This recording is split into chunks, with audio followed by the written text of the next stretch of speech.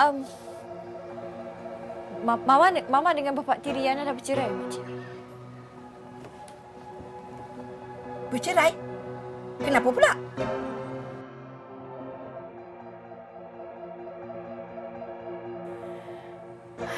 Hari itu kamu lari sebab mama kamu kait sangat dengan bapak tiri kamu.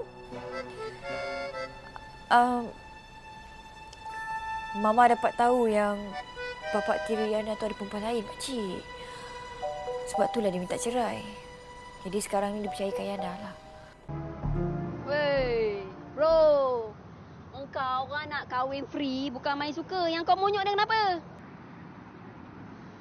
Monyok lah. Race tak ada. Aku baru ingat nak buat duit malam ni.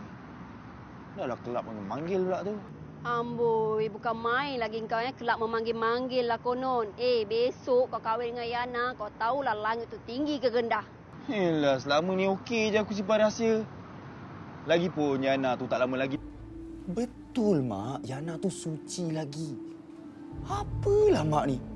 Inilah masalah golongan orang macam Mak ni. Pengaruh drama tu kuat sangat. Bila nak kahwin cepat je, anak luar nikah lah, terlanjur lah. Apalah Mak ni?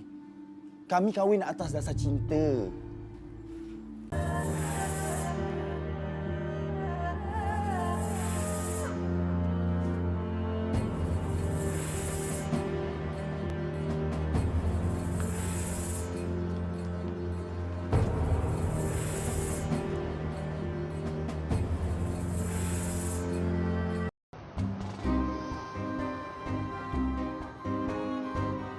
Terima kasih, Mak.